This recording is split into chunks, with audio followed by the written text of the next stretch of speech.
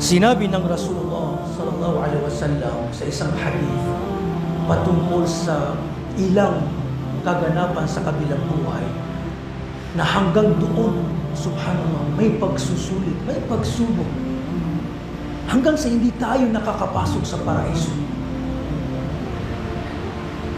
Pagsubok, pagsusulit hanggang sa kabilang buhay. Sabi ng Rasulullah sallallahu alaihi wasallam, "Ma minkum min ahadin illa sayukallimuhu Allahu rabbuhu wa laysa bainahu wa baina rabbih tarjuman," o kama qala alaihi afdalus salam. Walang ni isa sa inyo, walang ni isa sa inyo maliban na lamang na siya ay kakausapin ni Allah subhanahu wa ta'ala na mag-isa, na walang walang tagapamagitan. Bawat isa sa atin, pag-isipan nyo itong kalagayan, kaganapan. Ikaw ay ihaharap kay Allah subhanahu wa ta'ala.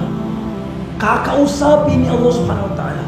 Walang tagapamagitan, kahit sino, ikaw lamang. Bawat isa, dadaan sa pagsusulit, pagsubok na ito. Kakausapin ang bawat isa sa atin. Sa puntong ito, sabi ng Rasulullah, titingin ang alipin sa bandang kanan, wala siyang makikita maliban sa kanyang nagawa. Titingin na naman siya sa kanyang kaliwa, wala siyang makikita maliban din sa kanyang mga nagawa.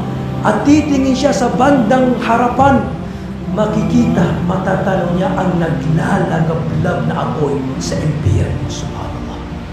Babalutin siya ng takot. Babalutin siya ng takot. Sabi ng Rasulullah SAW.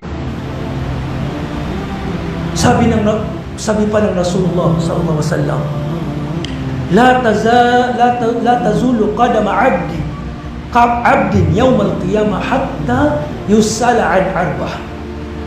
Sa kabilang buhay, hindi magagalaw ng isang alipin ang kanyang dalawang paa hanggat hindi siya maitanong sa kanya ang apat na bagay. Ang kanyang buhay, ang kanyang edad, kung saan niya ginamit.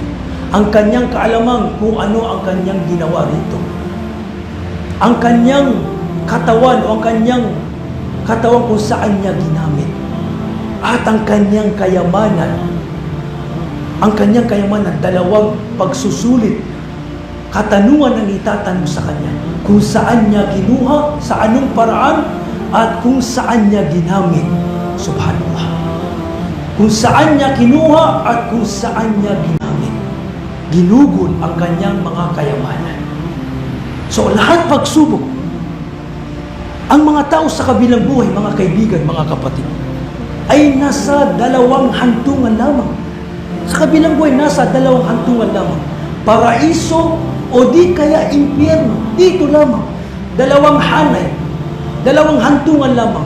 Kung hindi paraiso, impyerno, ako iyadang billah. At sa kabilang buhay, sa araw ng paghukom, malalaman mo kung paano ka namuhay dito sa mundo. Kung paano ka namuhay dito sa mundo.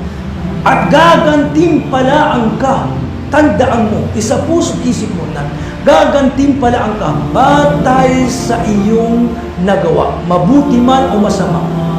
Gagantimpalaan ka, makakamtan mo ang paraiso, habag ni Allah subhanahu wa ta'ala, kung gumawa ka, nagparami ka ng kabutihan.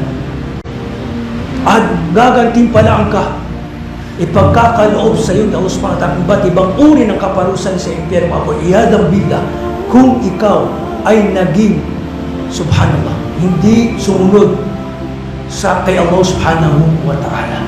Pag-isip-isipan natin yan, lagi natin suriin ang ating mga sarili na ang buhay lamang dito sa mundo ay tanging pagsubok lamang.